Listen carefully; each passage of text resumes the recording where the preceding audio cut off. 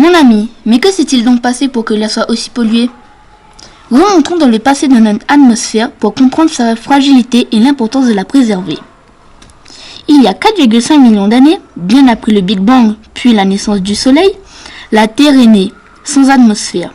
Puis, plusieurs atmosphères de composition différentes se sont succédées. L'atmosphère primitive, contenant en majorité de l'eau à l'état gazeux, provenant des volcans mais aussi des météorites, des comètes chutant sur Terre. L'atmosphère secondaire, contenant en majorité du dioxyde de carbone et une petite quantité d'eau. Cette atmosphère secondaire a permis l'apparition sous l'eau de la vie avec des cyanobactéries qui, par photosynthèse, ont transformé ces deux matières en dioxygène. La multiplication des végétaux a alors enrichi l'atmosphère en dioxygène. Des espèces animales sont apparues.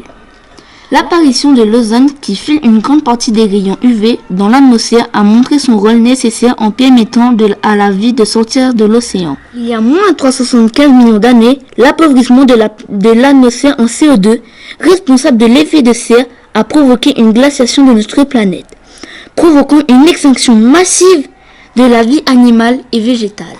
Il y a moins de 65 millions d'années, deux événements terribles se sont produits. Un volcanisme intense en Inde et la chute d'une météorite géante dans le golfe du Mexique ont émis une grande quantité de gaz et de poussière.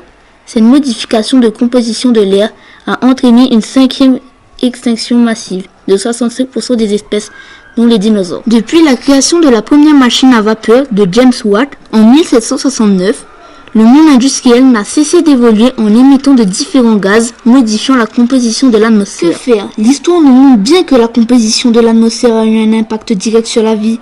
On voit un professionnel de la qualité de l'air. Atmo Réunion, c'est l'association agréée par le ministère en charge de l'environnement et chargée de surveiller la qualité de l'air à La Réunion. On surveille cette qualité de l'air puisqu'il y a une loi qui s'appelle la loi sur l'air qui date de 1996 et qui dit que chaque citoyen a le droit de respirer un air qui ne nuise pas à sa santé et a le droit d'être informé sur la qualité de l'air qu'il respire.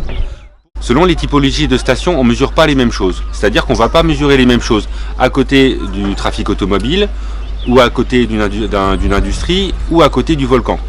En fait, on va mesurer des indicateurs de pollution atmosphérique parce que malheureusement, on ne peut pas mesurer tous les composés qui forment la pollution atmosphérique.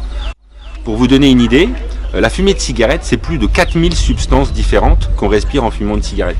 On ne peut pas mesurer 4000 substances différentes, donc on mesure des indicateurs dont on connaît les effets sur la santé et qui permettent de dire que là, il y a une pollution atmosphérique.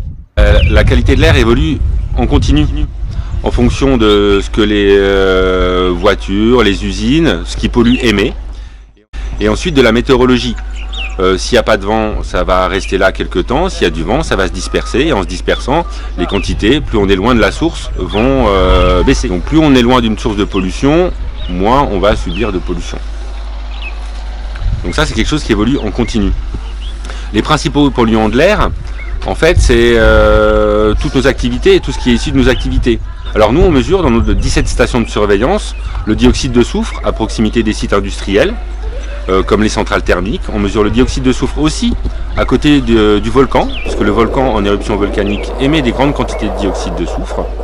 On surveille aussi les oxydes d'azote qu'on surveille à côté des zones à fort trafic automobile, donc sur nos stations proximité trafic, mais aussi à côté des centrales thermiques.